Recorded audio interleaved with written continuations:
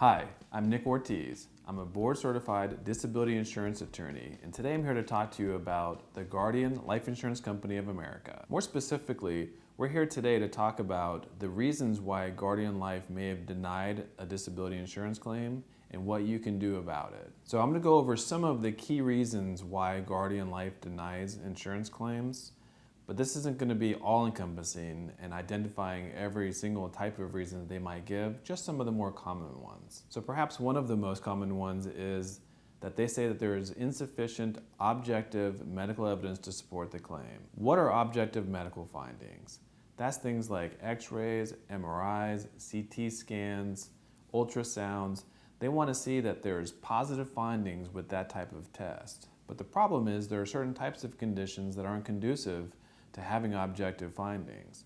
So for example, if someone has a severe fibromyalgia condition, then objective tests like an x-ray isn't necessarily going to identify what's causing the pain underlying the fibromyalgia. So you can counter the argument of lack of objective findings by showing the impairments that you have as a result of your medical condition through things like functional capacity testing, physical exams performed by your doctor, pressure point tests, and things like that. My point is there are certain things that can be done to counter the argument that there is insufficient objective medical findings. Another common reason why Guardian Life may deny claims is because they say that there's insufficient evidence of a functional impairment. What does that mean?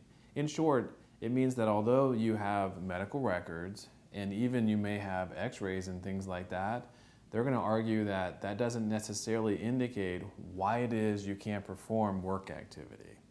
Functional impairment means your inability to lift over 10 pounds or your inability to bend, stoop, twist, crouch, or crawl. They want to see evidence of a condition that's expected to limit you in those types of areas, and that's what functional impairment is.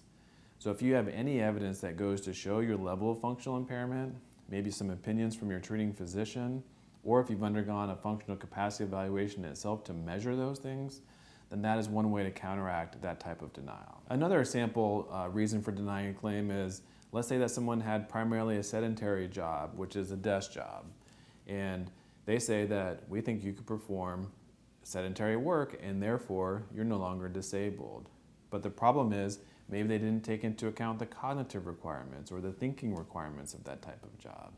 So even if one is able to sit for most of the day, if you have a condition that really limits the ability to think, let's say someone's an accountant or a doctor, and the pain is so significant that it distracts and impairs your ability to maintain the thinking requirements of the job, then the mere ability to sit is not a good reason for a denial. And so we make cognitive arguments in some of our cases as well. And finally, another reason why they might deny a claim is that they say that your doctors are no longer filling out forms for you. And that may be as a result of the insurance company requesting too much information. In our opinion, the insurance companies really try to drive a wedge between you and your doctor by constantly requesting updated medical records and fill out this form and fill out that form, and they're calling them, trying to get the doctor on the phone. Eventually, the doctor's office gets kind of tired of dealing with the insurance company, so they tell the insured, you, that they'll no longer fill out paperwork. Well then, the insurance company uses that against you to say you're no longer disabled, as evidenced by the fact that your doctor is not filling out any more paperwork. Well, just because the doctor is frustrated with the insurance company, that doesn't mean that you're no longer disabled. So you can take actions to counteract that as well. My point is that you have to identify the reasons why Guardian Life has denied your claim, and then specifically address each of those things in your response, in your appeal. Our office has lots of experience in going against the Guardian and fighting against the reasons why they deny people or terminate benefits. So if you'd like to contact us for a free case evaluation, if your case has been denied, then I encourage you to call us at 850-308-7833. Or if you'd like additional written material, I have a book called The Top 10 Mistakes That Will Destroy a Long-Term Disability Claim. I'm making that available for a free download at www.freeltdbook.com. So please visit there, and we look forward to hearing from you.